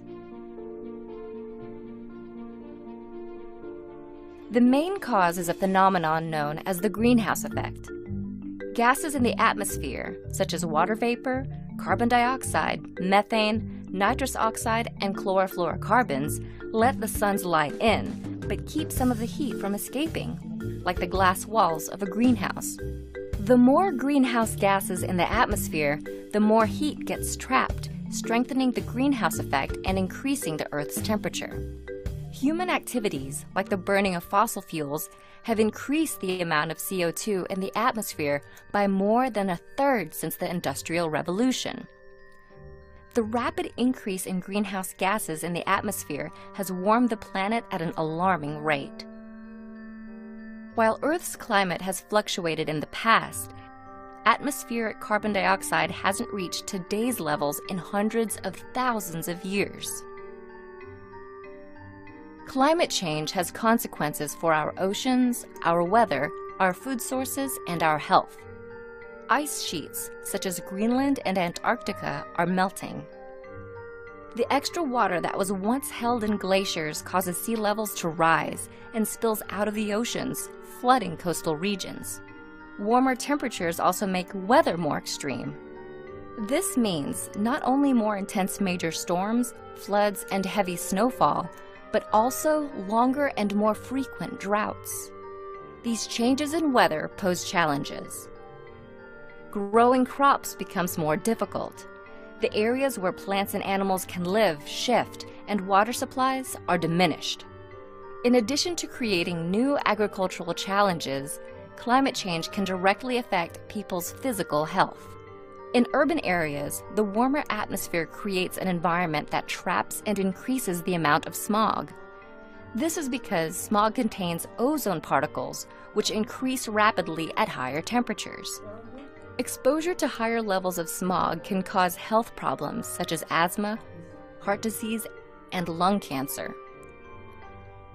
While the rapid rate of climate change is caused by humans, humans are also the ones who can combat it. If we work to replace fossil fuels with renewable energy sources like solar and wind, which don't produce greenhouse gas emissions, we might still be able to prevent some of the worst effects of climate change.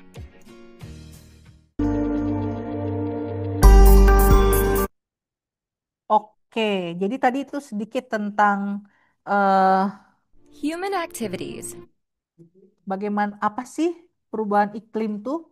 Kita tadi dengar ya tentang climate change. Nah, climate change itu apa? Oh, ternyata climate change itu terjadi karena adanya gas rumah kaca yang tertrap akibat aktivitas manusia. Aktivitas manusia itu banyak, tapi yang paling utama adalah dari penghasilan energi yang kita menggunakan fossil fuel yang sudah dimulai dari masa revolusi industri tahun berapa tuh? Berapa abad? 17, kurang lebih abad 17-an udah mulai revolusi industri, terus terjadilah yang namanya penumpukan gas rumah kaca di atmosfer, lalu matahari yang masuk nggak bisa keluar panasnya, akhirnya terjadi global warming sehingga terjadi global climate change karena akibatnya di berbagai daerah itu perubahan iklim terjadi. Nah, terus sebetulnya apa sih bahaya dari perubahan iklim itu? Karena tanpa atau without proactive actions to mitigate changes and adapt to climate change, it will cost us more than 5% of gross domestic product, and within 20 years, the global economy could shrink by 5 to 20%. Ini adalah penelitian dari Stern tahun 2006. Jadi kalau kita lihat ngomong climate change, yang bermasalah itu nggak cuma lingkungan kita. Misalnya akan ada banjir, kekeringan, wildfires atau kebakaran hutan. Terus kenaikan permukaan laut, terus masalah air dan masalah polusi.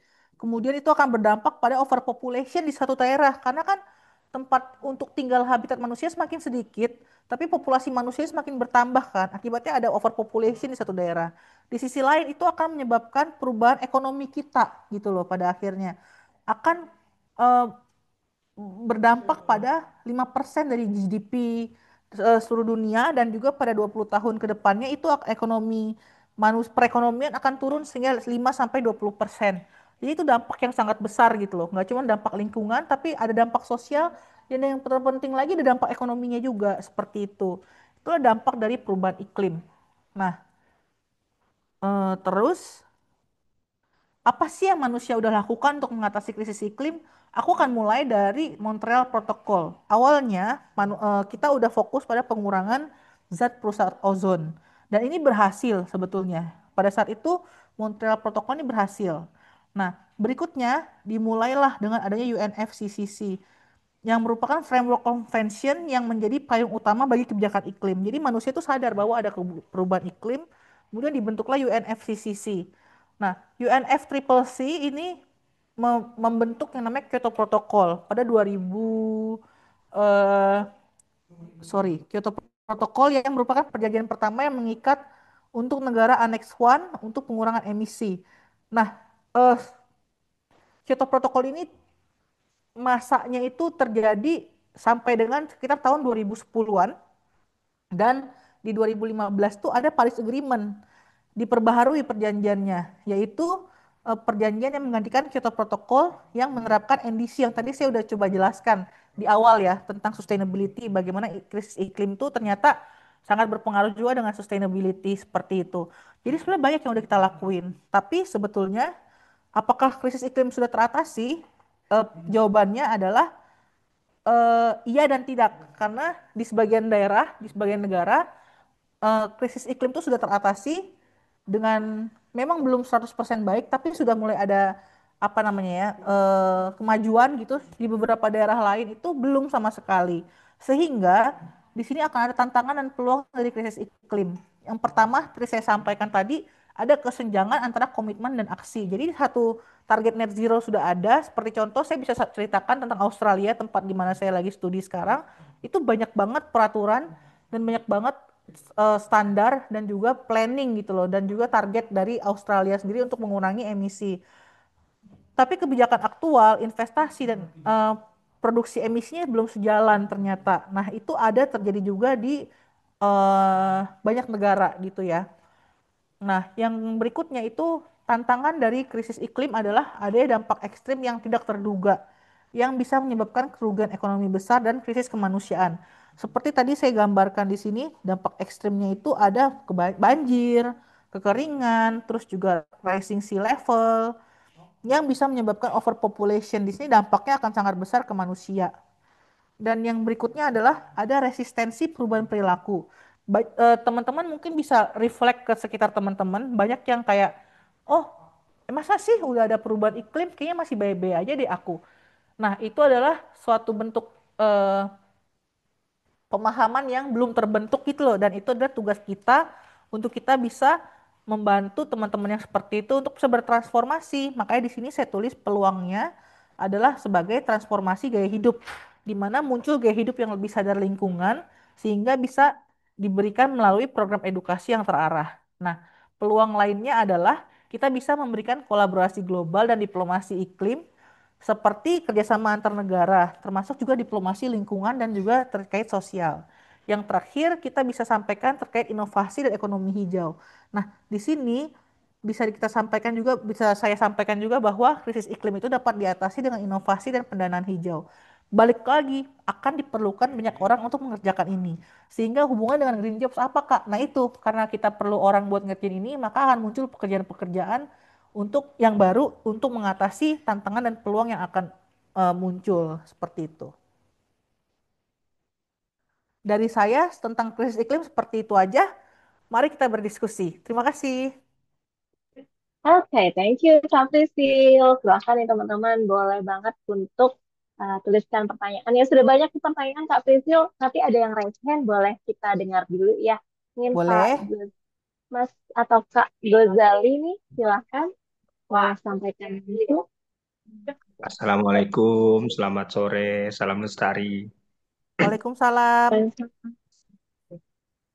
Mbak, saya asalnya dari Teknik Lingkungan UPN Veteran Yogyakarta Ya. yang berkecimpung di bidang industri banyak lah ya. Dan hampir 7 tahun ini saya di luar negeri.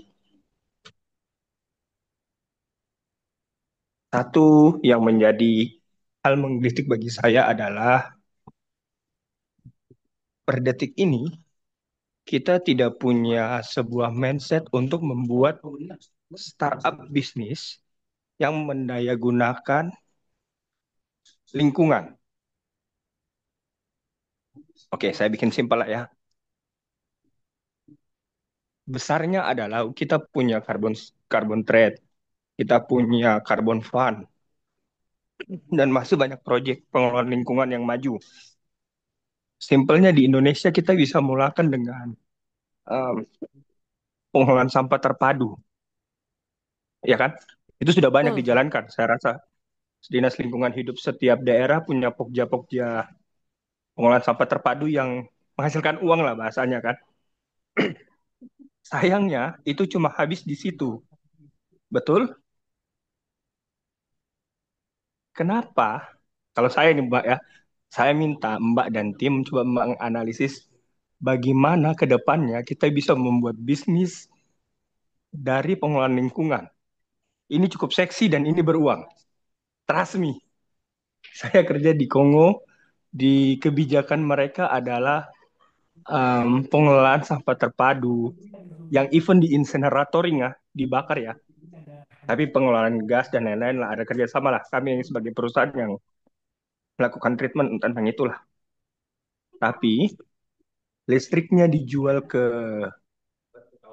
desa, terus pengelolaan airnya, tata kelola, bukan tata kelola pengelolaan sumber energi terbarukan buat listrik dan lain-lain, itu menyebabkan desa desa terdampak CSR kami ini mendapatkan subsidi uang dari carbon trade punyanya Prancis. Salah satu perusahaan di Prancis membayar kurang lebih 500.000 franc per 8 bulan per 6 bulan. Saya lupa. Nanti saya cek di laporan saya. Itu seksi, Mbak. Itu seksi. Seksi dan beruang. Di Indonesia kita baru sebatas pengumpulan sampah, dipisahkan, plastik, botol kaca, dan lain-lain. Ya kan? Kita perlu, Mbak lah, saya berharap karena bahasanya keren, Green Job Team. Saya suka ini, Green Job, Green, mudah-mudahan kedepannya jadi Green Project Team lah. Itu menjadi sebuah seksi untuk kita sama-sama membuat bisnis, startup bisnis kecil, tapi berkelanjutan. Terima kasih Mbak. Baik, terima kasih. Menarik ini ya, Kak Sisil ya. Iya, menarik Instead of banget, kita benar. menunggu ya, instead of menunggu tadi tuh ngomongannya gitu ya. Ini gimana, kenapa nggak bikin startup gitu. Dan itu terus sudah terbukti gitu Pak Gozali. Itu sudah menjalankan. Iya, betul Silahkan banget. komen dari Kak Sisil. Ada komen. Jadi bagus banget dari Pak Gozali tadi pernyataannya. Mungkin saya perlu update sedikit ke Pak Gozali tadi ya, bahwa ada di Indonesia sudah mulai dibentuk namanya SRN PPN, Sistem Registry Nasional Pengendalian Perubahan Iklim. Jadi tadi Pak Gozali itu kayaknya fokusnya lebih ke carbon trading atau carbon fund. Nah, sebetulnya skema carbon trading itu di beberapa bagian jurisdiction saya bisa katakan itu memang sudah berjalan gitu. Cuman di Indonesia sendiri memang sedang masih proses terkait sistem registrinya. Itu setahu saya kemarin baru ada kerjasama, tapi kan saya cek ulang lagi ya. Setahu saya baru aja kerjasama dengan eh, standar di luar antara Vera atau Gold Standard. Saya lupa itu adalah dua instansi yang global yang memberikan apa namanya scoring kita bisa katakanlah atau menyatakan bahwa oh project ini adalah project untuk bisa sebagai project karbon seperti itu. Nah, eh jadi memang benar yang disampaikan bahwa akan sangat menarik bila kita bisa memiliki proyek karbon. Sebetulnya di websitenya SRNPPN itu sudah ada. Mungkin eh, saya bisa bantu share juga ya. Mungkin saya buka dulu ini saya share share screen saya biar kelihatan ininya ya SRNPPN. Ya. Oke websitenya belum. Ntar apakah ini? Oh bukan. Saya kurang ngerti nih websitenya SRN. Kenapa nggak ada sistem registry nasional? Coba saya ketik dulu sistem registry nasional. Nah bisa dicari di situ. Oh ada nih sistem registry nasional websitenya. Nah Di sini sudah ada sebaran kegiatannya sebetulnya. Ntar saya izin share screen browser saya. Nah, ini. Jadi sudah ada sebaran kegiatannya. Seperti aksi mitigasinya, kemudian inventorinya, kegiatan aksinya yang terdaftar berapa, yang tervalidasi berapa, terverifikasi berapa, ini sudah ada. Nah, ini ada kegiatannya juga apa, misalnya bentuk adaptasi yaitu kategori ketahanan pangan. Itu di Indonesia sudah ada, cuman memang eh, saya paham yang maksudnya Pak Gozali itu pengolahan sampah itu sebenarnya akan kemasuk dalam aksi mitigasi perubahan iklim karena dia mengurangi sampah berarti kan ada emisi yang kita nggak terkeluar gitu kan ke atmosfer itu ada. Nah, sebetulnya bisa didaftarkan di sini. Tuh, cuman untuk cara daftarnya jujur saya nggak expert di situ. Jadi saya kurang kurang tahu banget gitu ya untuk pendaftaran. Tapi ada metodologinya di sini. Kemudian ada lembaga validasinya juga, kurang lebih seperti itu. Mungkin ada follow up question nih, Mbak dari Pak Gozali. Silakan Pak Ghazali, ada diskusi Iya lebih. Mbak, izin. Saya Hmm. oke lah, secara skup besarnya ya. Secara skup besarnya banyak perusahaan di Indonesia. em, saya banyak lama di perkebunan kelapa sawit. Saya Mhm. sebutkan merek saja, Mbak ya. Evans itu dia tidak buka lahan dia sekitar 20.000 hektar karena KPGH, kubah gambut, oke? Ya, Dan dia menggunakan itu sebagai landasan mereka melakukan pengelolaan lingkungan untuk dijadikan carbon trade. ya, Luar biasa dong, dia satu kali pukul kena semua dong. betul. Dia kena semua saya bilang. Secara lingkungan dia kita respect. Dia melakukan pengelolaan lingkungan tidak menyentuh KPGH, gambut dalam, terus dia tidak bahkan menjaga itu kan bahasanya apa ya bahasanya ACV ACV ACV ACV ACV 6 kalau ACV. tidak ya masuk ACV dia kan Ya, betul. 1411 1413 pun masuk dia itu Mm-mm.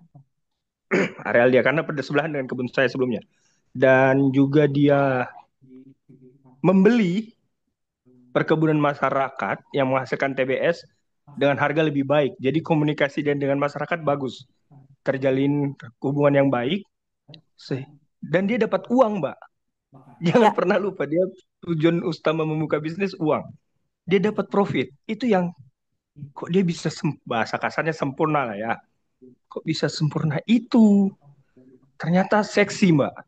Carbon Fund itu kalau besarnya memang sangat ya kita tahu lah. IKN dibangun sponsor dari Carbon Fund yang diterima Kaltim terhadap pengolahan gambut yang beberapa perusahaan lakukan. Itu rahasia umum. Bapak bisa tanya ke dinas terkait lah, ibu lebih tahu. Nah, tapi skala kecilnya adalah gini, masyarakat Indonesia kalau dibiarkan gabut itu bahaya. Saya merasa itu. Jadi kalau kita membuat atau menjembatani teman-teman di level bawah ini, apalagi mau udah tulis tuh training BIMTEK ini, BIMTEK itu, wah itu keren tuh, saya suka tuh. Bimbingan teknis mereka untuk pengelolaan sampah, terus tanah gambut itu tidak usah dibakar, tidak usah dibuka, tapi dikelola saja, divirginkan saja, atau dikelola sebagai tempat lain.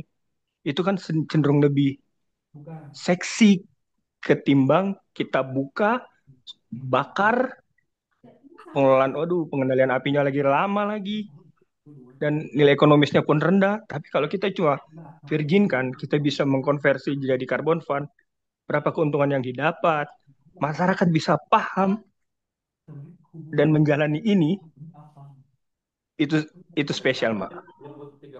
Saya rasa beberapa hal sudah dilakukan sama tim restorasi gambut dari Kementerian Lingkungan Hidup, khususnya di Kalimantan Timur lah ya. Saya bicara Kalimantan Timur karena saya lama di sana. Itu saya sebut Desa Sedulang. Desa Sedulang, desa apa lagi ya? Ada lima desa yang Muara Enggelam dan lain-lain itu sudah menjalankan proyek dari pemerintah. Cuma per detik ini mereka tidak begitu paham benefit mereka ini berapa, buat apa. Toh, karena mereka merasa, oh saya pun sehari-hari dibantu dengan pemerintah dibuatkan tambak. Padahal nilainya kan lebih dari itu, Mbak. Yang diharapkan adalah kesejahteraan lah ya, kesetaraan pendidikan, kesehatan, sandang pangan, dan sebagainya lah. Itu saja yang diharapkan. Jadi ketika teman-teman di bawah memahami dan bisa mengawasi kemana proyek ini berjalan, tentu lebih istimewa. Begitu, Mbak. Oke, thank you banget sharingnya nih Pak Gozali, luar biasa, thank you. Poin utamanya teman-teman ya seksi gitu, jadi pastikan teman-teman ikut ya sampai sesi terakhir. Kita boleh move on ya Mbak Prisil ya, ada beberapa pertanyaan yang sudah mengantri di kolom chat, thank you sharingnya Pak Gozali. Dari Pak Edi Rudiana Arif nih Mbak Prisil, bagaimana strategi pembelajaran berbasis proyek dapat digunakan untuk menginternalisasi nilai-nilai keberlanjutan lingkungan pada mahasiswa? Nah, implementasi nih proyek based learning ya. Ya, wah menarik nih. Ini kayaknya bapaknya jangan-jangan dosen kayaknya nih. Feeling saya nih. Soalnya nanyanya strategi pembelajaran berbasis proyek dapat digunakan untuk menginternalisasi nilai-nilai keberlanjutan. Mungkin saya koreksi dikit ya Pak, mohon maaf. Nggak cuma lingkungan nih Pak, tapi sosial juga. Nah, eh mungkin saya share sedikit. Dulu saya kuliah S1 itu ada kuliah kerja nyata. Itu dulu menjadi dasar kenapa saya eh, senang dengan kegiatan terkait sustainability juga karena di situ nggak cuman kita belajar untuk dapat nilai ya, tapi juga saya bisa mengimplementasikan apa yang saya studi di apa yang saya pelajari di bangku kuliah. Waktu itu proyek saya adalah membantu pembuatan pupuk kandang. Itu udah sekitar hampir, wah, tawan umur saya ntar. Udah berapa belas tahun lalu lah itu. Itu saya masih ingat. Nah, itu salah satu hal yang membuat saya akhirnya kecemplung juga ke dunia sustainability karena saya sadar bahwa oh ternyata eh, untuk mencapai sebuah lingkungan atau sebuah komunitas ya yang lebih berkelanjutan, eh, kita bisa menggunakan salah satu strateginya dengan kuliah kerja nyata itu, Pak, gitu. Karena membuat saya personal menjadi tertanam buat saya karena saya ke lapangan langsung, saya lihat langsung kondisinya. Oh, ternyata mereka butuh ini gitu loh. Sehingga akhirnya saya memilih kerja waktu itu ke lapangan juga sempat seperti itu. Karena saya merasa perlu untuk saya mengenal lebih lanjut tentang sebetulnya masyarakat itu seperti apa. Kurang lebih seperti itu. Itu salah satu strategi. Tapi kalau di kampusnya nggak ada KKN, nggak ada kuliah kerja nyata ya, mungkin bisa dilakukan juga dengan proyek-proyek tematik, Pak, seperti itu. Misalnya mengangkat topik tentang krisis iklim seperti yang saya sampaikan di sini, atau juga menggunakan topik terkait apa namanya stakeholder assessment untuk suatu masyarakat di suatu wilayah gitu terkait konservasi, misalkan apakah mereka sudah memahami ataukah dapat dikembangkan sehingga bisa muncul juga inovasi-inovasi lain gitu supaya bisa dikembangkan nggak cuma satu proyek tapi berkelanjutan juga proyeknya. Mungkin seperti itu Pak jawaban dari saya. Terima kasih. Oke, thank you Kak Prisil. Siapa tahu ada peluang kolaborasi dengan IF2P, Kak Prisil. Iya, Kira-kira. benar bisa. Boleh, nanti boleh kontak-kontak ya Pak. Barangkali ada peluang kolaborasi untuk pembelajaran ya fokusnya. Iya, betul. Oke, ini ada dua pertanyaan terakhir ya Kak ya, karena mengingat Boleh? materi kita terbatas ya. Nah, Ya. yang pertama, apakah krisis iklim merupakan akibat dari kegagalan moral manusia dalam menjaga bumi atau sekedar konsekuensi logis dari kemajuan ekonomi tanpa batas? Lalu bagaimana nih ketimpangan ekonomi global memperparah dampak krisis lingkungan di negara-negara berkembang? Pertanyaan yang sangat bagus. Ini kita perlu lihat dari perspektif yang berbeda. Jadi, kalau kita lihat dari perspektif sebagai orang yang melihat ekonomi itu tanpa batas, iya kita akan bilang bahwa oh ya bumi ya pada akhirnya akan habis, akan rusak dan kita akan itu menjadi konsekuensi gitu loh. Tapi kalau kita lihat dari perspektif humanis atau kita perspektif lingkungan, ecological perspektif gitu, kita bisa bilang bahwa oh sebetulnya itu adalah sesuatu yang kita bisa tahan seperti itu. Jadi pertanyaannya mau lihat dari perspektif yang mana? Teman-teman mau lihat dari perspektif yang mana? Itu apakah mau lihat dari dari lihat perspektif yang oh ya udah emang bakal rusak kok pada akhirnya gitu, atau mau lihat oh enggak kita bisa tahan ini supaya enggak kejadian sampai loss gitu misalnya. Nah, kalau saya personal, saya punya idealisme bahwa oke, saya mau jadi aktor yang berperan dalam menjaga lingkungan, dalam menjaga habitat tempat saya tinggal ini, karena saya baru punya ponakan ya, dan lucu banget gitu kan, masih baby gitu. Saya pikir oh saya pengen tuh nyiptain lingkungan hidup yang sangat baik untuk dia gitu di kedepannya. Walaupun mungkin saya sendirian, seorang diri yang eh, punya prinsip seperti itu, saya akan tetap usahakan. Jadi itu terkait prinsip dan bagaimana cara pandang kita. Terus bagaimana ketimpangan ekonomi global memperparah dampak krisis lingkungan di negara-negara berkembang. Ini pertanyaan yang akan sangat panjang jawabannya, dan saya sangat senang untuk diskusi lebih lanjut karena jadi teman-teman pas ya terutama di sini pasti sering dengar tentang istilah namanya kemiskinan atau iya kemiskinan sistemik ya. Nah itu terjadi juga gitu loh menurut saya. Nggak cuma di satu tempat tapi di banyak tempat kayak gitu. Nah salah satunya ketimpangan ekonomi global ini eh, kita bisa lihat bahwa gampangnya gini kali ya, lu jual gua beli gitu. Jadi lu ada barang gua beli, selama gua ada duit barang lu gua beli. Contoh batu bara seperti itu.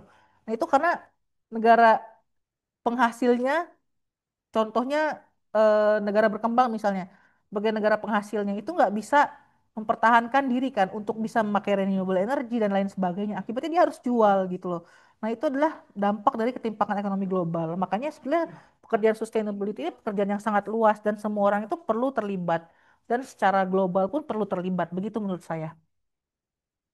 Oke, Kak Priscil. Jadi, ya, kita lihat dari perspektif apa yang bisa kita lakukan gitu ya, Kak Priscil ya. Ini Betul. memang.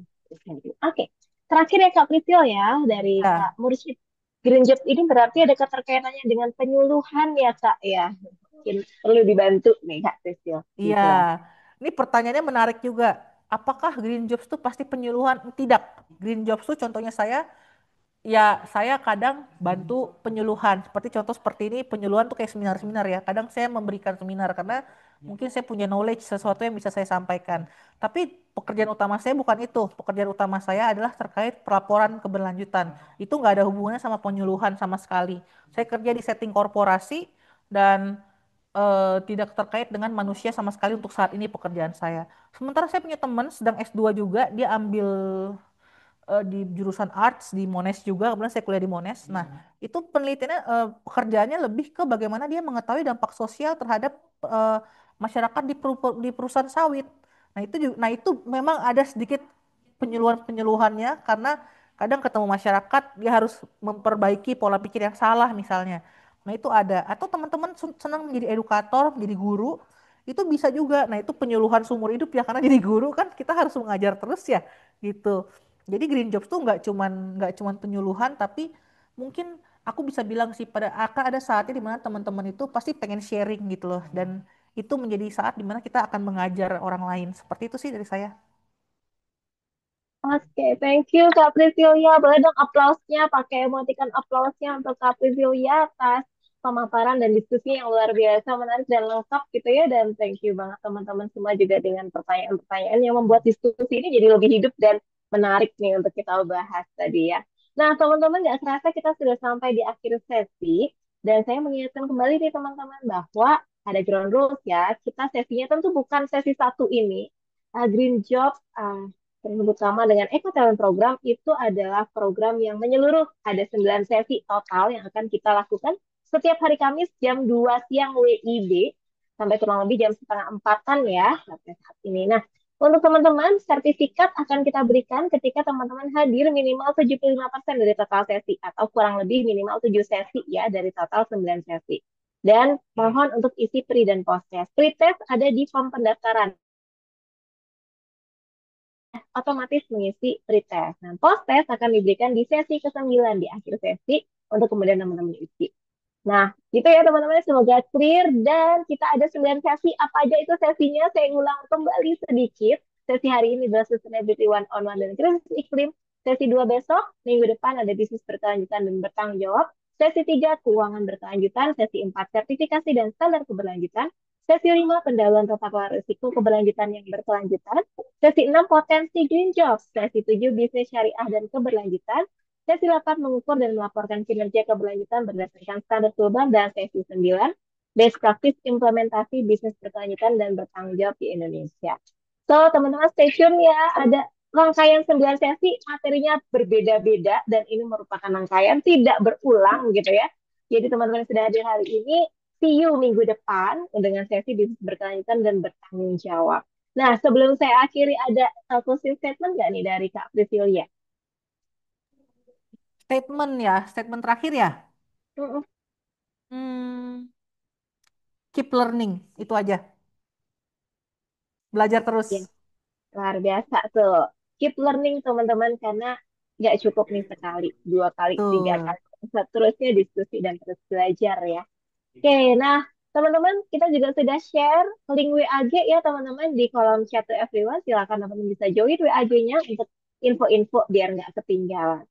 Akhir kata, saya akhiri teman-teman, sustainability begins when the young choose to care and the educated choose to act. So, teman-teman sudah hadir di sini, tandanya teman-teman sudah mulai aware dan care, dan inilah saatnya teman-teman mulai act dengan hal-hal simpel, seperti mengurangi sampah, mengurangi penggunaan plastik, dan seterusnya. Seri Aprilia bersama segenap tim Green Job, pamit undur diri. Wassalamualaikum warahmatullahi wabarakatuh. Sampai jumpa minggu depan. Waalaikumsalam, selamat sore. Dadah, Selamat Waalaikumsalam. sore. Sampai jumpa lagi. Bye-bye. See you. Terima kasih. Kamis minggu depan jam Semua. 2. Terima kasih Mbak Ria, Kak Prisil. Sama-sama. Terima Terima kasih kasih. Pak Terima Nur kasih.